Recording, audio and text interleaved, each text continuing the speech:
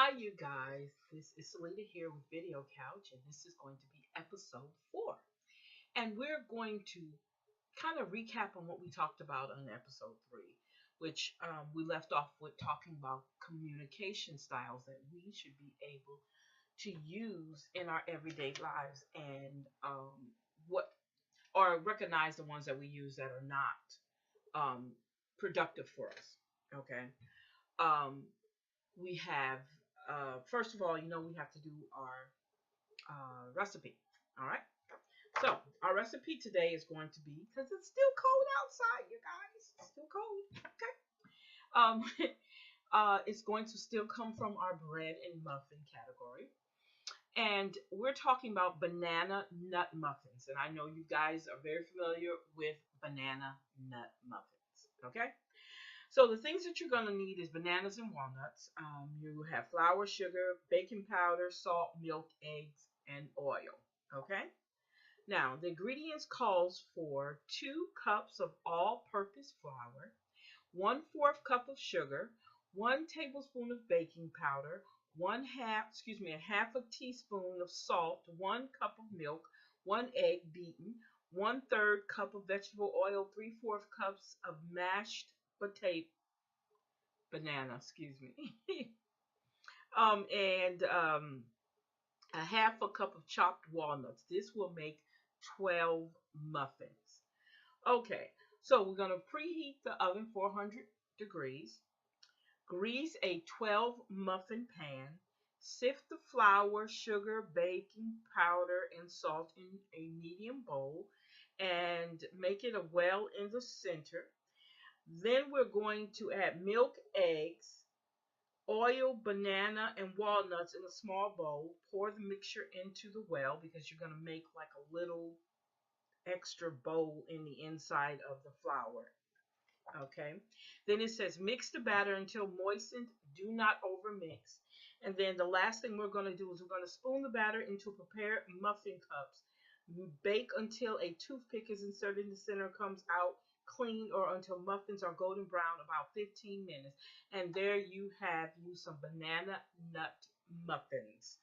For a cold day in January, hot chocolate or cappuccino, or even some nice hot tea and coffee. Okay. Now, let's move forward with what we were talking about. We talked about, I think I need to go back over some things we talked about that I thought was very important. We talked about our belief system, how we can change our belief system by changing little small things that we think. Like, for instance, one of the things that I talked about was the idea that I don't like crying in front of my husband. Why? There's no real reason why I don't like crying. There is a reason, but it's exaggerated on. It doesn't have any evidence behind why, but I believe that it shows a sign of weakness because in the military they taught us not to be weak. So because they taught us not to be weak, I would not cry in front of my husband. So with that belief system, it added on to all the depression and everything else that at the time I was going through. Because it's like a burden almost to have a certain belief system that has no evidence, doesn't have any reason why you should even use it, but you do. And the alternative thought pattern that we use, and it's a stuck point, that if he sees me cry, then that means that I'm weak. Well, come to find out that's not true. That has nothing to do. And it's nothing wrong with being weak because there are times in our lives when we will be weak. Okay, we discussed that. We talked about friendship, having friendships, having people that are close to the family, friends, and things that happen that make you no longer trust other people because then you're dealing with your trust issues. And when you get into different friendships, you're wondering if you can trust that person because of all the bad things that have happened to you. Again, the stuck point is not being able to trust because you think the same thing is going to happen that happened before. That's talking about your belief systems and how to change them. The alternate thing to that is change the wording in how you believe stuff and understand that none of the stuff you're saying has evidence. It's not substantiated. It has no grounds for you to believe it. So you have to continue to work on changing it. And you take the positive and the negative emotion that goes with it. You take all the negative emotion, trust, depression, isolation, all those go into one category that came along with that negative belief pattern that you started and the stuck points, and then you change it into knowing that, okay, now I believe that it's not true. So that gives me confidence, that gives me security, and that then takes me to the point where I can become happy. So that's dealing with your belief system. Then we got into what we call a grief letter. And because I want you guys to understand, we're in the process of healing. And if we're healing to move on and have a great positive year this year in 2017, let's start with all the dirt. Get all the dirt out, get all the negative out so that you can move forward to the positive. And that's what we're doing here. Now, we also talked about a grief letter, and the reason why a grief letter was written or put together, it was so that you can put out on the table exactly why you feel the way that you feel, why all these negative, bad images and bad emotions are clouding you from moving forward in your life and finding a spotlight. And let me tell you guys something first and foremost about that. You guys, I still struggle. I'm a daily I daily struggle with how I deal with things. So that's why it's easy for me to now I'm at a point where I can discuss it with others, that I can help you guys be at a level where even though you struggle and I struggle all the time about what I go through on a personal level, I still can tell and I can still be happy and help other people because you can't tell a story about something that never happened to you unless you're using your imagination. And I don't need to use my imagination because I've lived what I'm talking about. Okay. And if I've lived it, I think it's very important that I can help others to get through it because I lived it and I'm getting through it and I'm working on it on a daily basis so I can come to you and bring you the same information that I'm learning and that I've learned. And this is an ongoing thing. It never stops. It even when things are good, you still have a time in your life when things get low and bad. And how do you handle it? And this is all about finding a way to handle it. Now, we were talking about, I needed to get that out because it was what was in my mind just right then and there. And if you know, if you really know me, ADHD, I don't want to claim it, but sometimes because so much stuff goes through my head, I have to catch it, especially when I think I need to explain it to my listening audience. Now, when it comes to a grief letter is written to it's written to get out how you feel about yourself and why do you feel all this negativity? Why is it such why has it taken over you? Okay? So if you sit down and explain it and put it on paper and then sit from time to time, like it's been 2 years since I picked that letter up. And in episode 3, I read the grief letter. It's been 2 years. Let's see, it's 2017. Yeah, it's been 2 years since I picked that letter up. It'll be 3 soon. Um, that I picked that letter up and I read it. And I read it to you guys. And then I saw something and I felt something when I read it again. So this is what gives me that maybe every 2 years I'll bring it out and read it again. Maybe I need to do that. Maybe that will help me continue on this journey that I'm going on and help somebody out there. So I said for you guys to take some time out and whatever is hurting you, write it down. Write it down and then read it to yourself. Fold it up, put it up, and then every now and then bring it back so that it'll help you move forward in your life. And whatever those humps and valleys and the low time in your life, then it can lift you up like this is the reason why I no longer want to feel this way. This is what happened, this is what I have to deal with, and now I need to move on. So that was something I thought was very important that we do.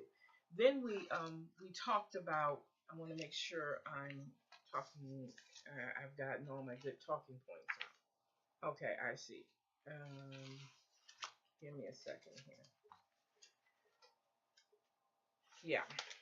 Um, yeah. That's it. Um, so then we talked about after the grief letter.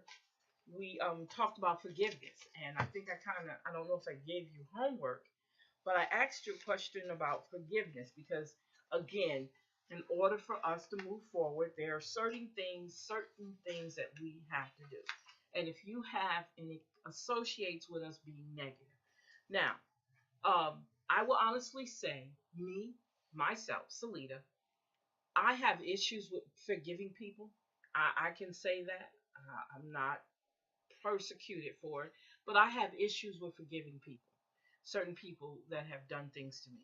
I have issues with that. Does it hinder me from growing forward or going forward? No, because I can forgive. It's just certain things I won't. And not that I won't forgive, but I have issues with forgiving. So these are the questions I think is very important that we ask. What is forgiveness? How do we see forgiveness? And I'm not talking about from a dictionary. I'm talking about how do you view forgiveness and what would you consider forgiveness?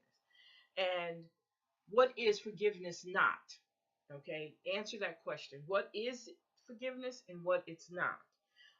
And then we talked about three targets of forgiveness: forgiving ourselves, another person, and situation of circumstances, and then forgiving God. Because sometimes people have issues with forgiving God. Why? I don't know, but they do. Okay, then we want to discuss the barriers of forgiveness. How do we not forgive? I didn't go deep into why I don't forgive everything, and there are barriers why I don't.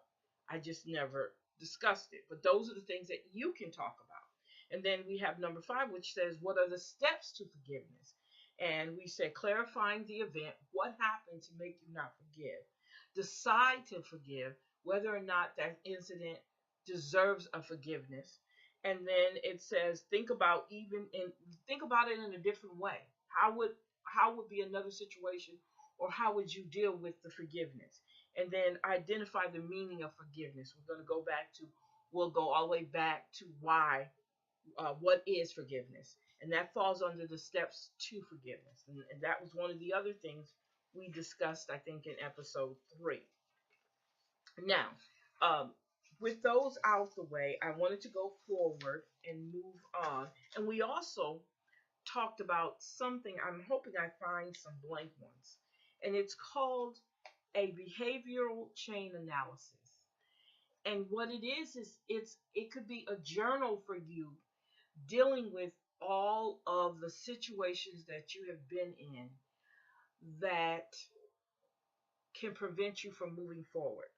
Um, and what it is, these are the things that you ask. These are the questions that you ask and you want answers to.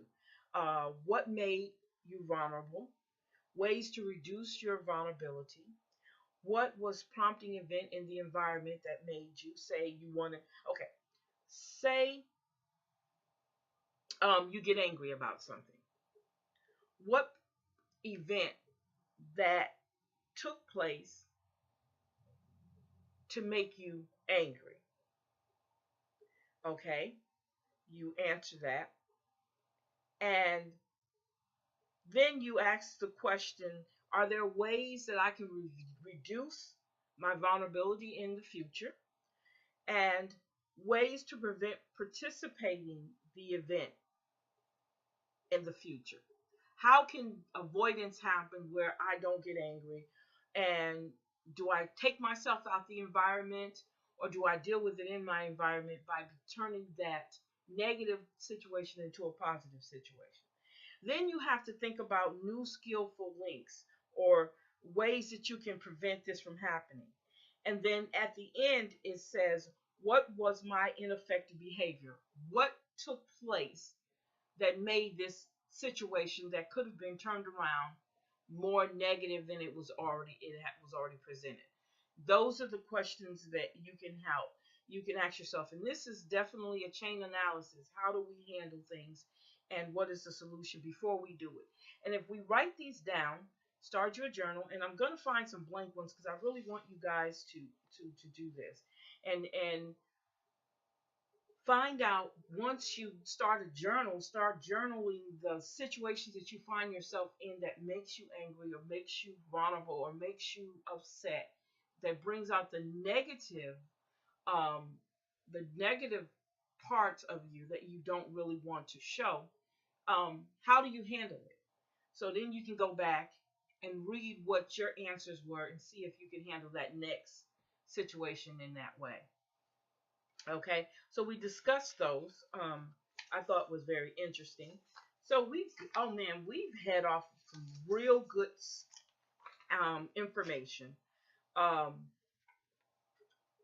and oh, I want you to also look at when we were talking about challenging belief systems. When we're talking about that, excuse me, we want to talk about. I want to break it down in categories so you'll know what to look for. You look at your situation. You talk about your thoughts. Then you add your emotions to the thoughts that created that situation. Then there's going to be some challenging thoughts that goes with it. And the challenging thoughts would basically be, is there evidence for it? Is there evidence against it? Is it a habit or fact? Interpretations are not accurate. Extreme exaggeration. Was it out of context? Source unreliable. Low versus high probability that this thought pattern is correct. And is it based on your feelings or your facts and relevant factors, stuff that doesn't even have anything to do with it. And then we'll talk about the problematic patterns. This is part of this. And when you use your problematic patterns, this is to decide what of your problematic patterns of thinking. What makes you think all this negative stuff? We jump to conclusions, we exaggerate, disregard the important aspects of changing how we think, oversimplifying, overgeneralizing, mind reading, and emotional reasoning. And this is like the exaggerated part of us. Are we too extreme when we get upset about something or when we believe in something?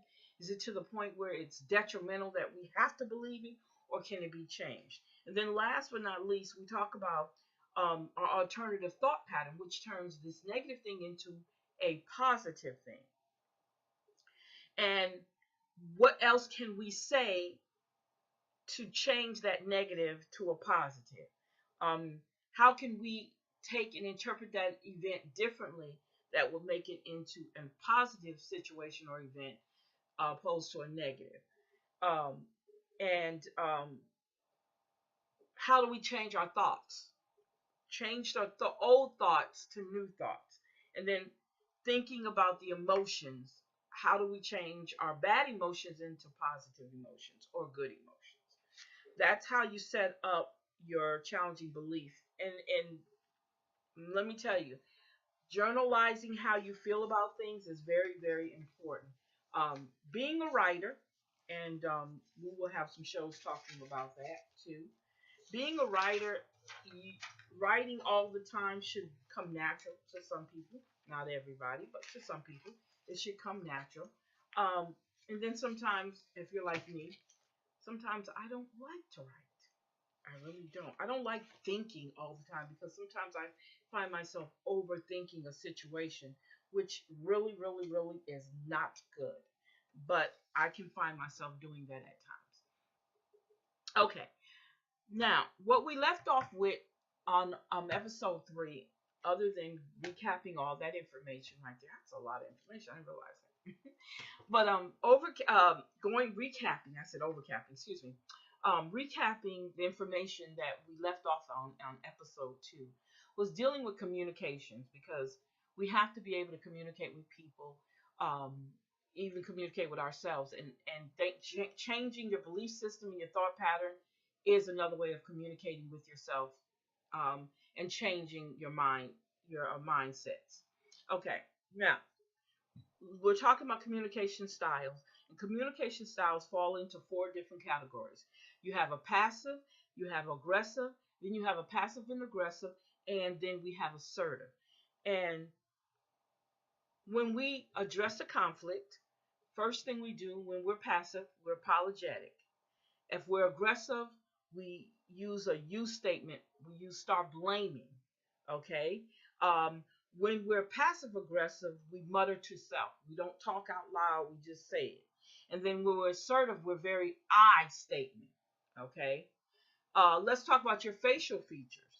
When you're passive, your poor eye contact, looking down or away, which, sometimes I find myself doing why I don't know, but I do that. Aggressive is you're staring with narrow eyes. You like, okay. Then you have passive aggressive. You may roll your eyes when they think they're not, that no one is looking. You'll roll your eyes. And then when you're assertive, you do direct eye contact. So you tell me which one you want to be. With your voice, um, most of the time, a passive person is going to talk with a small, soft, or overly soft, almost like a mutter voice. Um, an aggressive person, they yell loud. Passive aggressive is sarcastic, which I sometimes find myself being. And an assertive person is firm. They say what they have to say and it's done. Now, let's talk about our postures, because these all are things that we do on a daily basis that we don't pay attention to at all. Um, we stoop when we're passive. An aggressive person clenches his fist, jaw tightened, clenched, rigid posture, pointing fingers, stomping feet, overbearing posture. Aggressive. That person is very aggressive. They're raising their voice and they're going off and they're banging their hands through stuff, just going crazy at times. A passive aggressive person is going to be incongruent facial expressions, smiling when they're really angry. I know some people who do that. And then an assertive person, they have a relaxed posture, movements. So altogether, being assertive to me would really would be the way you want to go. You have meeting needs, fail to express needs, opinions, and feelings, interrupt frequently, don't listen well. That's an aggressive person.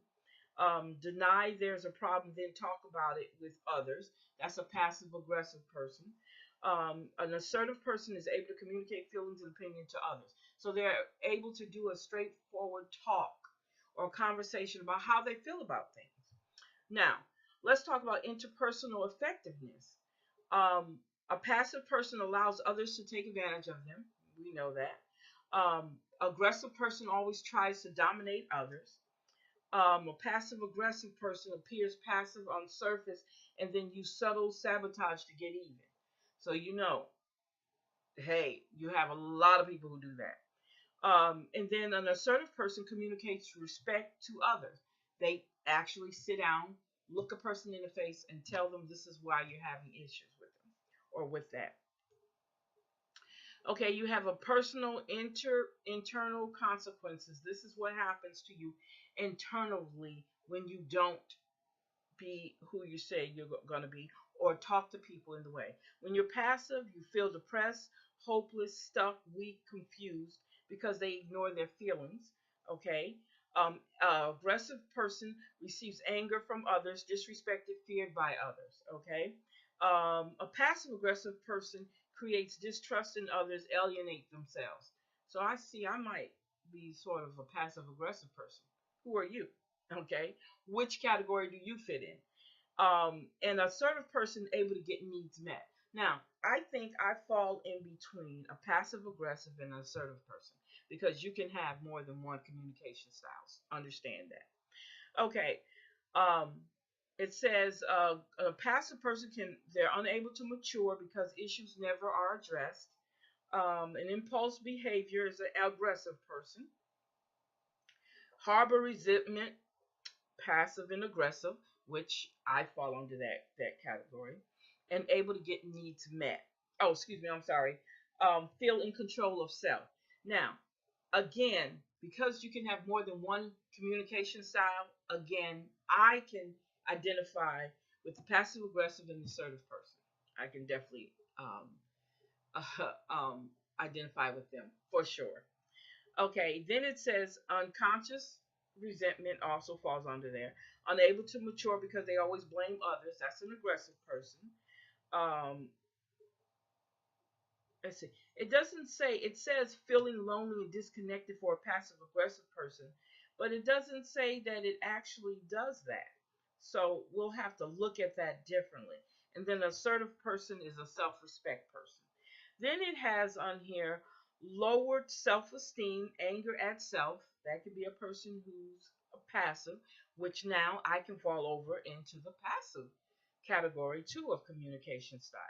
aggressive, lower self-esteem and feeling guilt, and then lower self-esteem for passive aggressive and higher self-esteem. So I think I can come in between on this last one, passive aggressive and passive aggressive. I can be either one of those. Okay.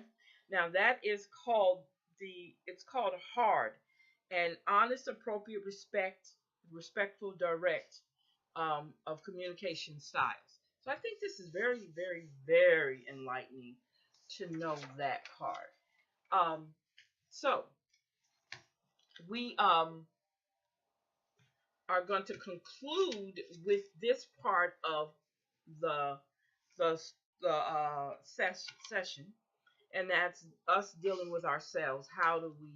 I mean, when it comes to communication skills, when it comes to us dealing with ourselves.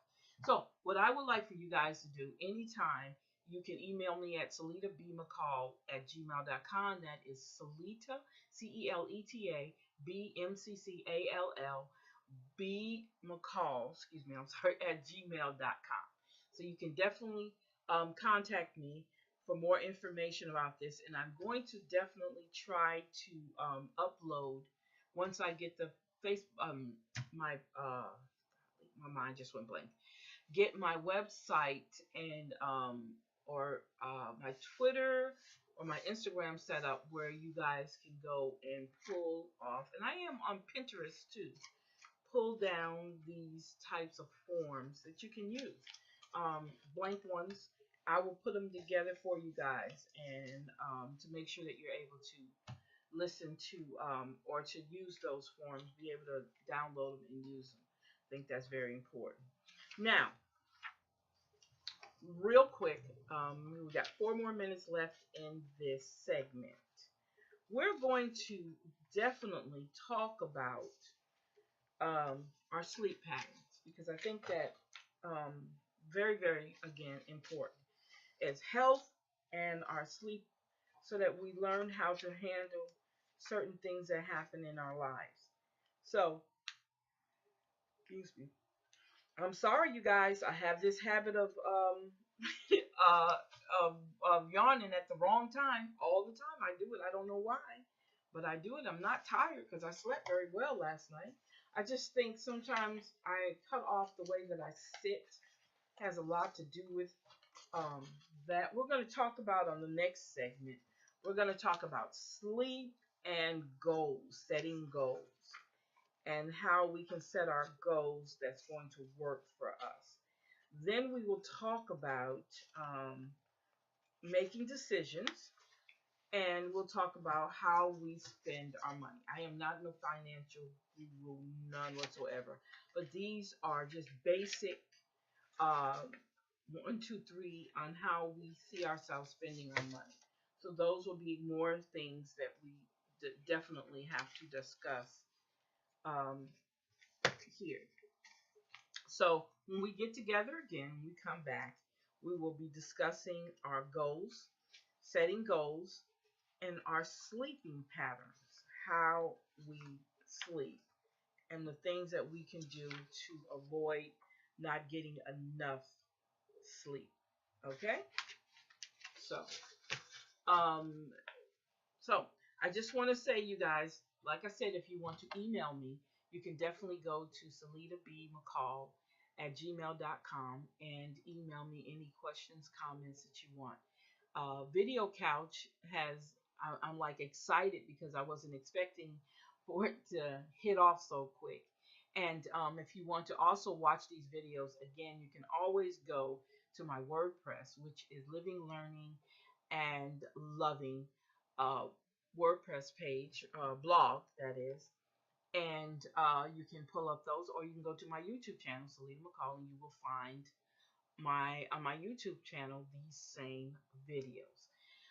If you're not doing anything and you love good music and good talk, you can always go to Universal Collective Network, which is my radio station, my online radio station, where we have music on Fridays, Saturdays, and then Sunday we have gospel. And then all through the week we have great talk shows. We have talk shows like the Dino Dean Show. We have Delicious Talk. We have Unmasked with Terry E. Lyle. We have We Speak News Now, a Red Journal radio show, which are my shows, personally my shows. We have Black Entrepreneurship, excuse me, I can't even talk, Blueprint, excuse me. We have 6 Weeks to Fitness, and we have Getting It Right with Dr. Bose. Then we have